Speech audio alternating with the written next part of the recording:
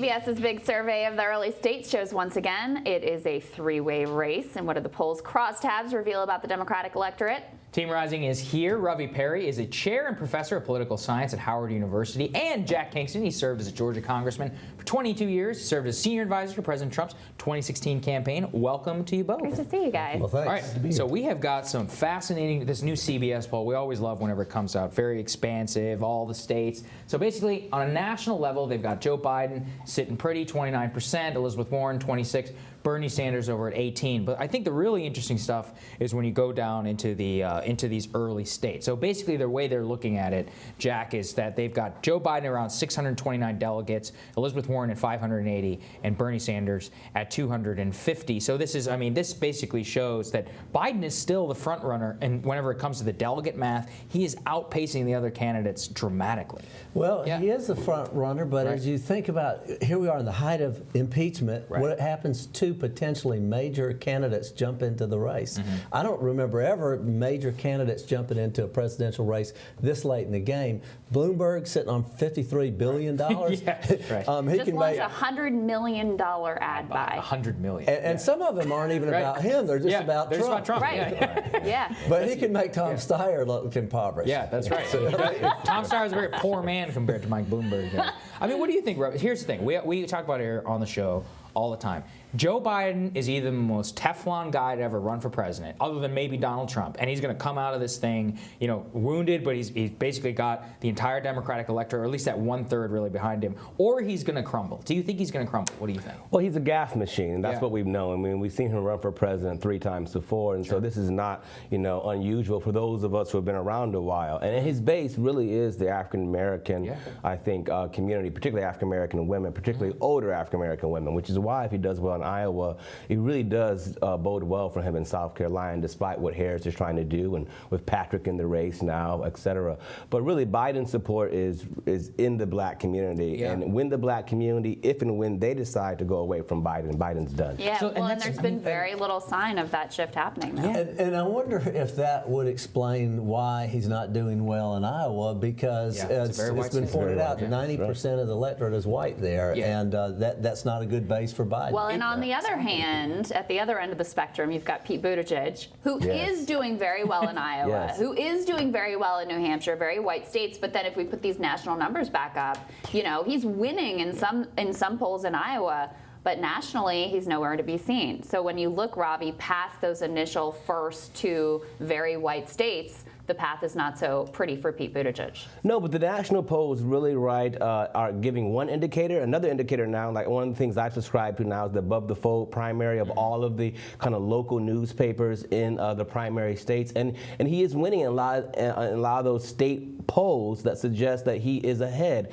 And so the national polls will shift. Let's say, for example, Buttigieg does in fact win the Iowa caucuses, then those national polls are going to shift. That's what we saw right with Barack Obama. No one thought that he would win. He was nowhere near the front of the pack at this time. That's the main thing, though, is that Barack Obama was also a sitting United States senator. He's an African American man, and then like you've got Pete Buttigieg to say. I'm not sure that the black community, who you talk so much, you talk as with a solid support of Joe Biden, would leave him for Pete Buttigieg. What do you think, Jack? I don't think they will, because I just don't think he has the breadth. I think he has actually benefited by being the 3rd and 4th, 5th place guy. Nobody's attacking him. Right. But now, if he seriously stays up on top in Iowa, he's going to start getting attacked. That's right. He's going to take quite a few shots. I would add, just as an openly gay man, I would want to constantly emphasize how historic it is to have a gay man that we're talking about who might be president of the United States. We've never had that conversation before, and someone who studies cities, mayors in particular, and I'm from Ohio, I understand why Buttigieg has the appeal he does in the Midwest. But what Biden being from Scranton really suggests that he should be doing better in Iowa state polls than he is now. And that seems to suggest a little bit what you're saying, Jack, that perhaps the lack of the black community in Iowa is really making Biden's fortunes there seem a little bit murky at the moment. Robbie, let me ask you, though, about this trope that the reason that Buttigieg has struggled to have any black support is because he's gay.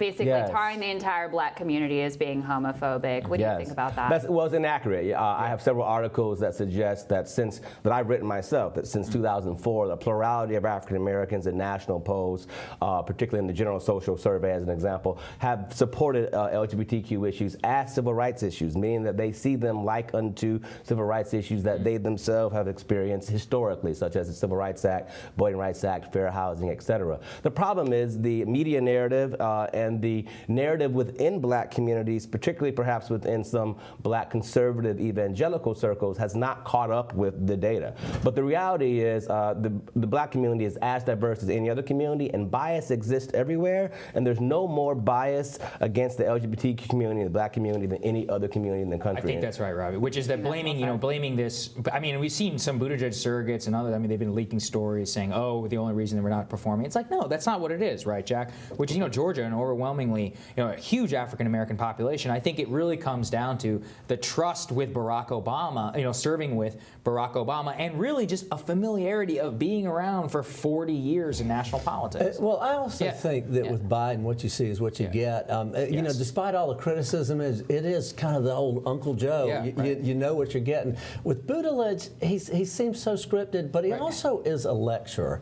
And I think he's so pedantic. When he's talking about the Bible, it always comes off holier than thou. It's not like, hey, you and I together, we can struggle through this and figure it out. It's more like, let me tell you as the professor. Now, I'm a college professor's son. So Professor's over here, he's like, what's wrong with that? It is really, but you know what I'm talking about. Professor Saul doesn't necessarily win campaigns. Absolutely. No, that's right. That's right, which is something that Warren has to deal with too, I think. But if we look at, they did Iowa, New Hampshire, Nevada, South Carolina, it's kind of all over the map. Iowa's got Biden and Sanders in first. New Hampshire's got Warren in first. Nevada has Biden in first. And of course, South Carolina, Biden has a wide lead. But Robbie, what do you think happens if we come out of those first 4 states and it's kind of all over the map like that? Well, I think what that suggests is that the Democratic electorate is excited about somebody to take on Donald Trump. And that what it seems to indicate is that we should be excited if you are part of the Democratic machine.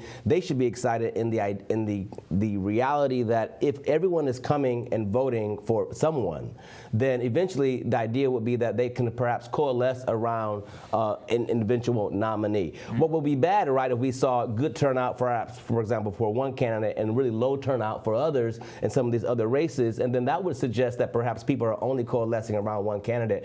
And if you are a Democrat, what is central here is to quickly locate a nominee, because as we know, the Trump campaign is very good at attacking someone once they have that individual to in fact attack. And the longer it takes the Democratic electorate to decide on who that person is, the more difficult it is for the Republican Party to attack someone who has not yet been named. I would say, Jack, I think that if it's a different winner in Iowa, New Hampshire, and South Carolina, it's going to be Joe Biden. I think that what it really will take to unseat Joe Biden is you're going to need, swing Iowa, swing New Hampshire, then you maybe have a shot in Nevada, South Carolina, and then California and Super Tuesday. But if it's muddled, I think it's going to be. It's just a default. It's like the default. I think he is everybody's second choice, if nothing else. But I also, and I do agree with you, Robbie, that as long as there's confusion, or there's no one person for we Republicans to attack, and so there is a benefit to that. But I'm still very curious as to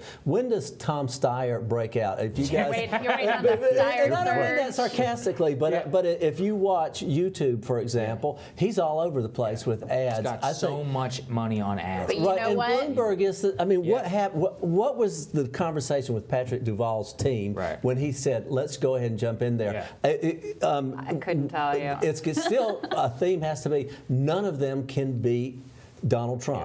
That's how Bloomberg and Duvall had to be thinking. Just ask Hillary Clinton. You can have all the money you can have billions of dollars to spend on ads, but if people don't want what you're buying. Duvall Patrick does have one thing interesting about him. He's the only black person ever to be reelected governor of a state in the history of this country. That is something worth noting. And Massachusetts is 7% African American.